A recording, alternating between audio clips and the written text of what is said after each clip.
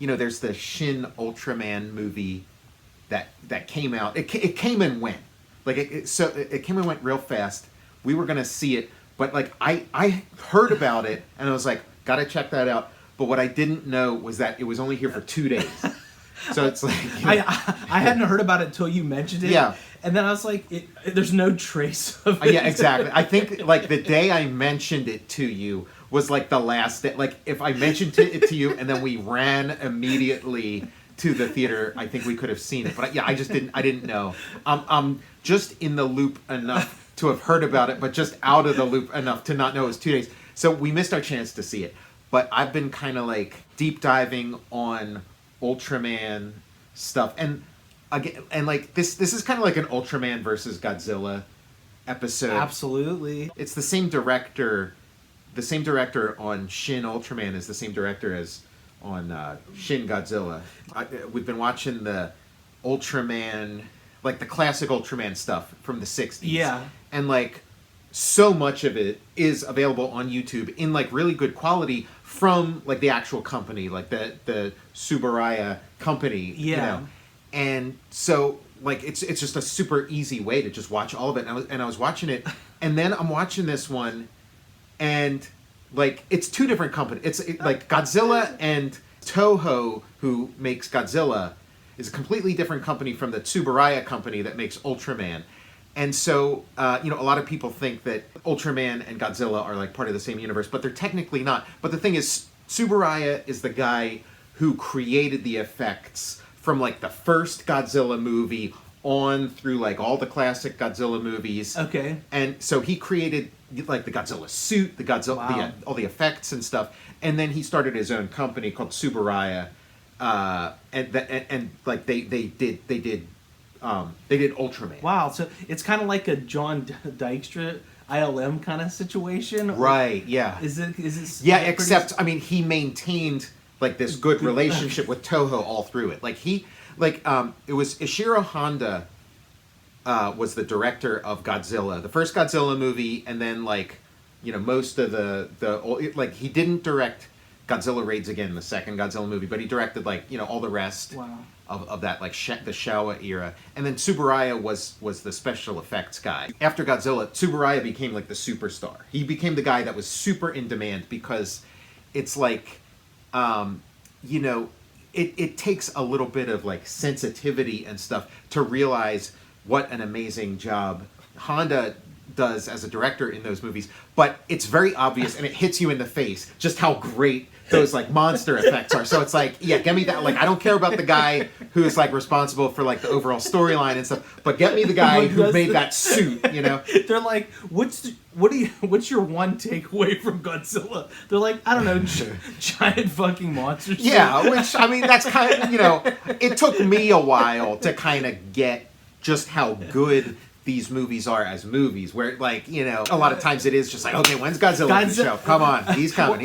I kind of do that too, where I'll throw it on. I'm like, I just fast forward to when Godzilla's running wild sometimes just to see the fucking I want to see him swat some jets out of the air. That's what you're there for. Like I mean, we're kind of spoiled by like Power Rangers and the Super Sentai series because those are like so much faster paced and get to like what you're looking for so much quicker. When I watched like the Godzilla, like I'm more familiar with the Showa era. Yeah, me too. Sure.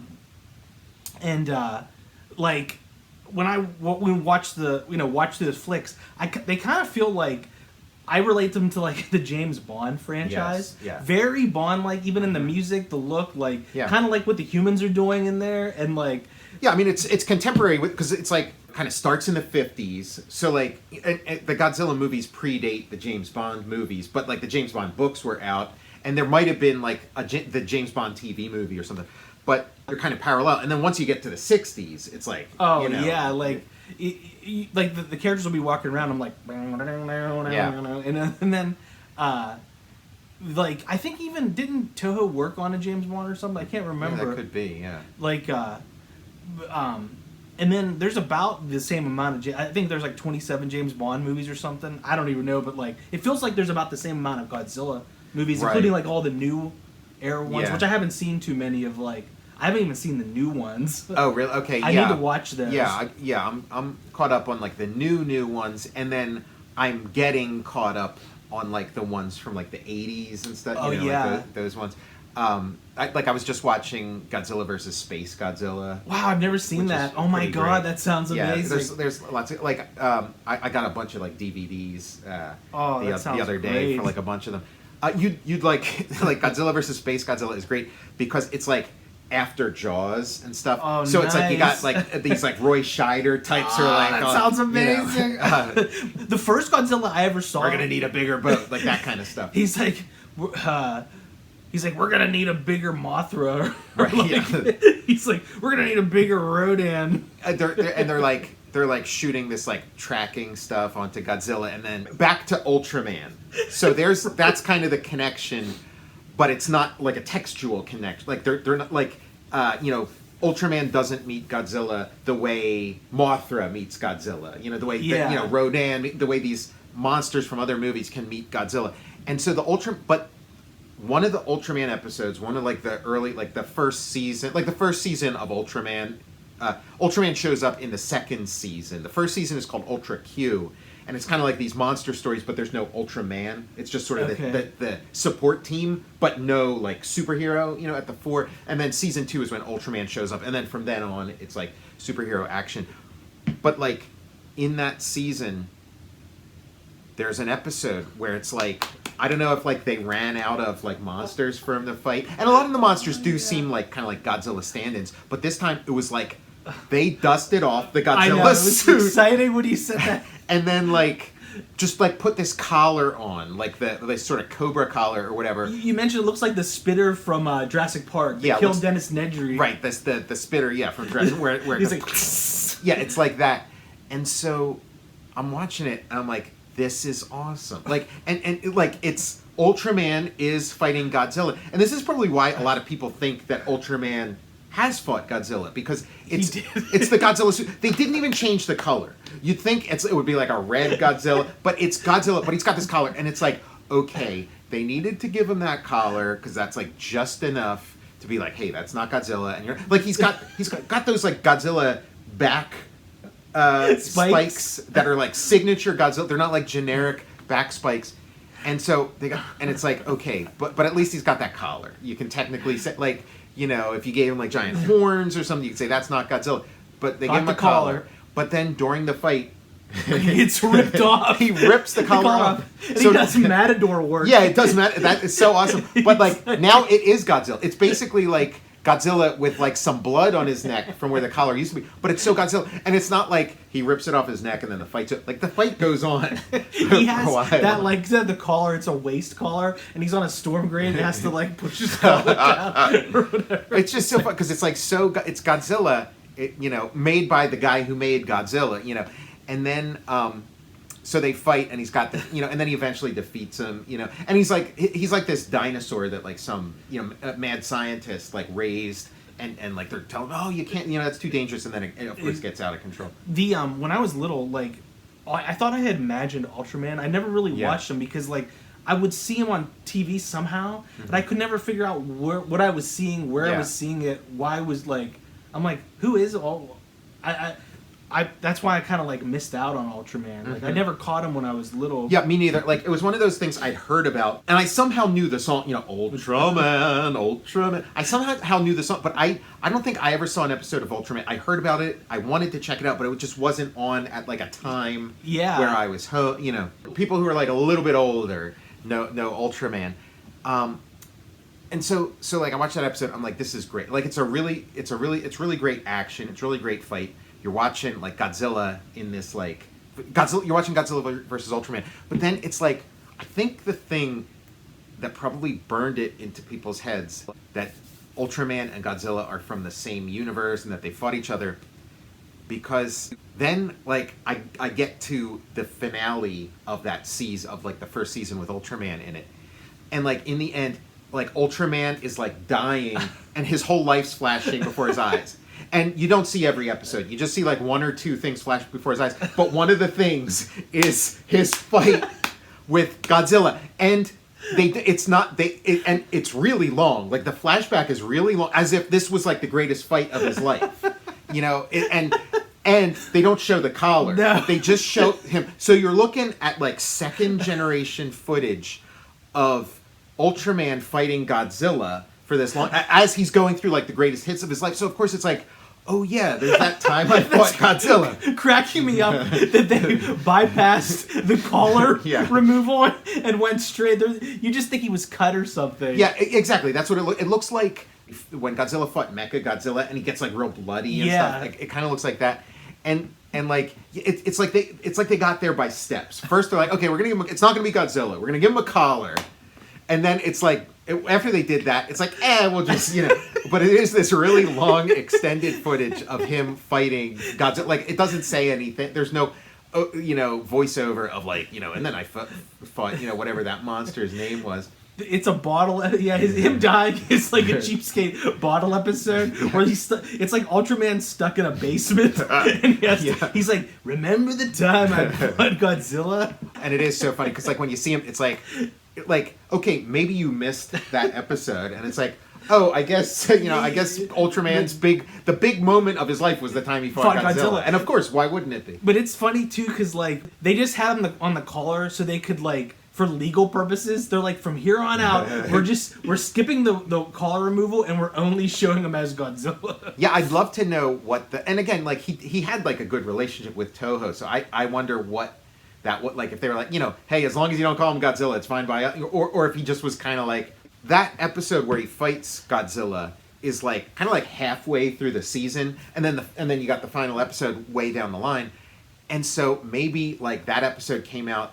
And he didn't hear a peep, or they were like, "Oh yeah, that's fine." Maybe he got like a kind of approval or whatever, and then is like, "Well, fuck it now. That collar's gone." They're like, "Somebody's got to stop Fraudzilla." Yeah, like the first monster he fights it's kind of like it's Godzilla, just like, but it doesn't look like Godzilla, but it's like it reads as like this. So I that's part of the DNA, and I guess you're doing TV. It's like this. Schedule is just insane, and so it's like, well, shit. Let's just get the guy. We got the guy. It's sitting right there. Godzilla's sitting there staring at me. Let's just use that costume. Here, I got this collar. Tom, we need to see if anybody's putting an authentic Godzilla costume up for bid on eBay. I do an episode wearing the Godzilla costume. That's funny. That was like they're like only in theaters for 24 hours. Right? Yeah. It's exactly like. Maybe everybody's watching this episode and like, well, yeah, everybody knew that. What do you got? Where were you? What rock were you sleeping under that you didn't know that Shin Ultraman was only here for 2 days? We don't get in the Total Recall, like the Fortress of Solid, the Total Recall Battle Fortress. We don't get a lot of the receptions. Yeah, like I heard about it. It's at the waterfront. I'm like, cool, we'll go see it next week. And then when I go to check the times, it's like. Nowhere. And I'm like doing these searches, and it's like that movie is showing nowhere in Pittsburgh. I'm like, okay, I guess I got to go to like Cleveland or something to watch it. And it's like you've been gaslighted or something. Right? Yeah. It's like a slipped a fake poster or something. So I'm going through all the Ultraman seasons. Like I have Ultra 7 on DVD that I had for a while, and I've like watched some of those and stuff. But now it's just like so easy, just like pulling it up on YouTube. So I'm going through the whole thing, and it's just so much fun. And I've skipped around a little and gone to like some of the. I'm binging it. If you saw like a previous video, I was talking about this Godzilla comic that I was working on, and while I was working on that, I was having like a steady diet of Godzilla movies, nonstop. Your Godzilla book looks so good, Tom. Thanks. That great work. Yeah, I've only shown like there's like 300 some more pages to go. So like I'm gonna do a sequel to that episode and show like the rest of it. Like I did so much stuff for that Godzilla. Like, and so I had a ball doing it. I had fun doing it. The fact that it ended up not becoming an actual comic, that's fine. I was having such a good time working on it. It's brilliant. Great work. Thanks. I love the Sarazawa tattoo, like the with the girl with the Godzilla tattoo. Yeah.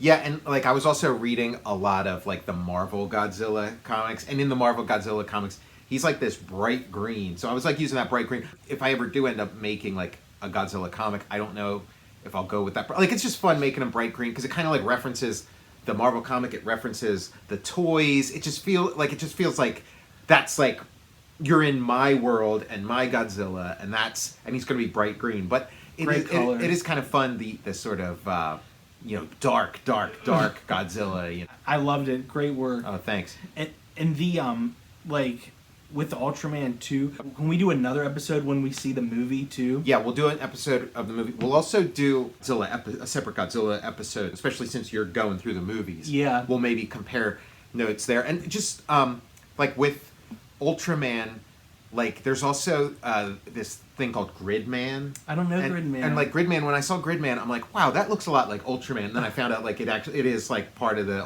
it's like another one of the permutations on Ultraman. But like the way I got it was like when I started seeing those like new Diaclone ones coming up. One of them was like this Gridman Diaclone where he's kind of like this Ultraman looking guy that's like super articulated figure. And then there's all these like Diaclone ships that kind of like attach to him and form a thing. And there's like a little pilot that sits in it. So that was like the first of the new Diaclones that I got was like the Gridman one. So I've also checked out the Gridman show. It's okay. Like I didn't get like there's also like a Gridman anime which is like looks super cool. I've sampled a little bit of it. It looks super cool, but like there's like the original Gridman show which was in the 80s. It was like a Tsuburaya production, and it was like yet another permutation of Ultraman. But it's like these kids who are like computer experts, and they create Gridman, this like sort of Ultraman. Or they either create him or they like awaken him. He's like, but he's like this digital being. He's software. So he fights these robots in this sort of like Tron computer world. But then as the story goes on, he like comes in. The monsters come into the real world, and he comes into the the analog world or whatever to fight them and stuff. Like that sounds amazing. I'm getting so many like watching all these Godzilla flicks and then like watching Ultraman fight Godzilla like. I'm getting so many cool ideas and thoughts. Yes. It makes me just like the juices start flowing. Yeah. Has anyone ever tried to be eaten by Godzilla to like take over him? Like, well, like in the one I was telling you about with Space Godzilla, there's sort of like these like Roy Scheider guys, and they like shoot this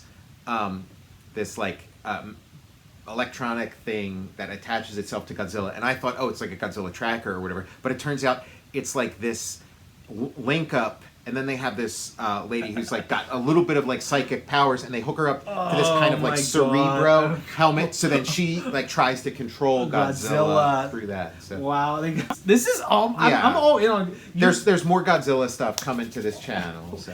After reading the Godzilla stuff and then like the show movies and then Ultraman, I'm like kind of like all like obsessed with Godzilla right now. I'm also reading. There was like this book that came out like. Maybe like 8 years ago, about Ishiro Honda, the director of Godzilla. So like I've been reading through that book too. So maybe we could do like a book club or something. Yeah, that would be great.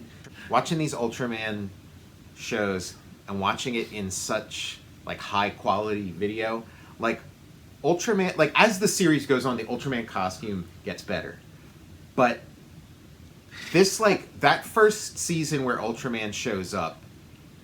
Like, that is one shitty suit. Like, Ultraman's, like, lumpy. Like, his face... Like, he's supposed to be so smooth and, like, metallic. Like, and the suit should be, like, spandex or whatever. Like, I know, like, technically, like, spandex didn't exist back then. But, like, some kind of, like... some kind of stretchable material could have been used. But instead, it's like this... It's like latex rubber was like applied with like palette knives on him. So he's supposed to be shiny metal. He's super lumpy. And then like on like one of his ass cheeks is this like big dark spot. And like I guess they were like, well shit, we can, we're on a TV schedule, we can't fix that spot. So like through the whole season, he's like, if he turns around, he's got this like this shit stain on his one ass cheek. They're like, oh no, the designers didn't make room for his Depends. They're like, he sat on his cigarette or something, and like they're like, we can't do anything about it. It's like he was crapping while they were molding the suit, and they just put latex over his dirt. If Rick Baker's doing like a mold of your head for a movie, you're puking in the process. They're like, we need assistants to come and paint over his shit stain. you know, like all this stuff, it's like so fun scratching the surface of all this stuff because it is like, you know, we had Godzilla movies, and then like the Godzilla, when Godzilla versus Megalon, and like Jet Jaguar shows up, and it's kind of like, oh, that's kind of cool. And it's like Jet Jaguar is, you know, trying to be like an Ultraman kind of character. And then, you know, we have like Power Rangers, and then you find out about the Super Sentai series and stuff. So it's just kind of cool seeing all these threads and like, okay, you know, seeing like the full story of sort of like giant superhero robot kind of guys fighting, you know, giant monsters. And then like Toho also kind of had its own Ultraman. It was kind of like, there was one season called Godman, and he was like this big, you know, superhero. And I think it predates Ultraman, but he's like this big superhero that like fights and fights like, you know, some of the characters that you would see in like Destroy All Monsters, like some of the official. Like I don't know if he ever fights Godzilla. I think like Godzilla's baby shows up, but I don't think Godzilla shows up.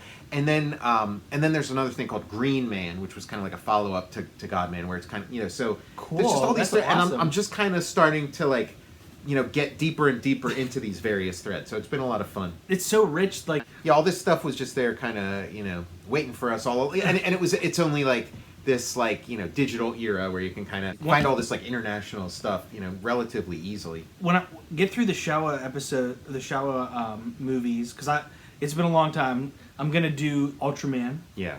And then I gotta find the first Godzilla movie I ever saw, which was Godzilla 1985. Yeah. Yeah, that's what, like, so the ones like Godzilla versus Space Godzilla, those are like that, you know, and the 80s ones, they're good, and it's like, you know, it's like a rubber, he's not CGI or anything, like, it's the rubber suit and stuff, like, they are pretty good, they're a lot of fun, and I can let you borrow them too. So, that'd be great, please. Like, yeah, I haven't watched 85 in a while, and I think it was kind of the same thing with like the first Godzilla. They, like, whatever Godzilla 1985 was called in Japan, they had that, and then when they brought it to America, they did the same thing that they did to the first Godzilla movie when they turned it into Godzilla King of the Monsters, and like, you know, added Raymond Burr and stuff. Like Godzilla 85, they added Raymond Burr and stuff to it. So I'd like to see the Godzilla 1985 that I remember seeing with Raymond Burr, but then I also want to see like if there is I don't know if there is a non-Raymond Burr cut or not. Like maybe they decided to incorporate him into the story, you know, in Japan or something. Other movies, for some reason, they do a Godzilla maneuver. It's like we're giving this. My movie's a mystery movie. They're like, what are you doing to it? They're like, we're giving it the Godzilla treatment. You know, adding 20 minutes of Raymond Burr. Yeah, and cutting out all your like best scenes and adding Raymond Burr. Raymond Burr is anytime you add 20 minutes of Raymond Burr to the movie. Yeah. It's like, why are you doing this? Like, hey, it's just Raymond. We're Raymondizing it. We're Godzillifying it. I'm worried this episode. What if it gets Raymondized? Yeah, right. Somebody, a third party. Yeah, you get edited out, and like Raymond Burr is sitting where you're sitting. Wouldn't be hard to do.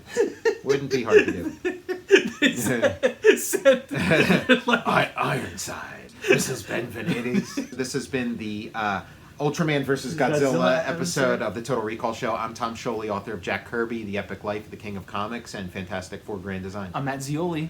And you can follow me on Twitter at Tom Scioli, or on Instagram at Tom_Scioli. Follow me on Instagram at Cinema_Tomb. And check out my Patreon. Go to patreon.com, search Tom Scioli, and some of the stuff I have up there is some of my, you know, giant monster comics in PDF form that you can download and check out in the archives. And you can follow the show on Instagram at total_recall_show. And we'll see you next time. Whoa, what is that? It's Ultraman versus Godzilla. Or wait, it's Ultraman versus a Gila monster.